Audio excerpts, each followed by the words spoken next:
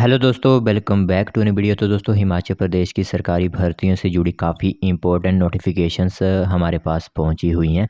तो जैसे कि आप लोगों को पता ही है कि हिमाचल प्रदेश का विधानसभा सत्र शुरू है, तो उसमें कई बार यहाँ पर किसी तरह के सवाल उठ खड़े होते हैं जिसका जवाब देना पड़ता है।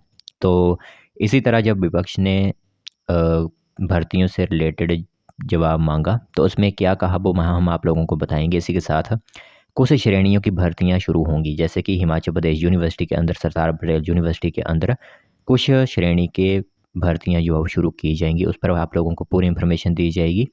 तो यह काफ़ी इंपॉर्टेंट अपडेट रहेंगे आप लोगों के लिए, जो भी कॉलेजेस वगैरह में अपनी वैकेंसी फिलअप करना चाहता होगा, क्योंकि काफ़ी कैंडिडेट्स होते हैं जो कि कॉलेजेस के अंदर भी फॉर्म फिलअप करते हैं।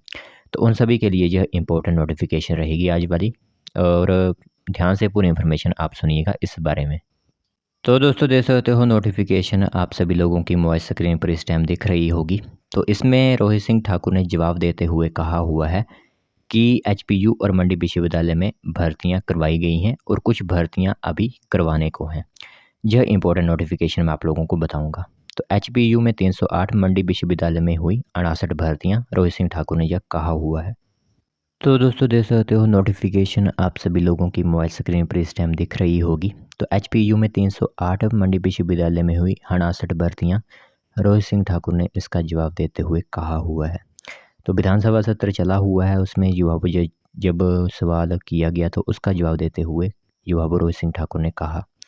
तो शिक्षा मंत्री रोहित ठाकुर ने बताया कि 3 वर्ष में 15 जनवरी 2024 तक शिमला विश्वविद्यालय में 308 और मंडी विश्वविद्यालय में 68 पदों पर भर्तियां की गई हैं।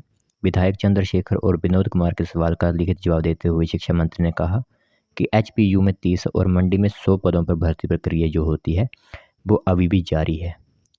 इसी के साथ सरदार पटेल विश्वविद्यालय मंडी में जूनियर ऑफिस असिस्टेंट आईटी की भर्ती नेशनल स्टॉक एक्सचेंज आईटी के माध्यम से जो है वो की जा रही है, और भर्ती परिणाम अभी सरकार के विचाराधीन है।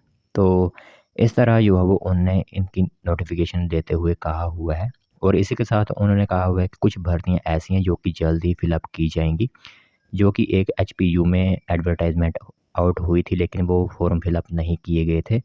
तो वो भर्तियां भी आप लोगों को जल्द ही देखने को मिलेंगी इन एजुकेशन डिपार्टमेंट्स के अंदर, ठीक है।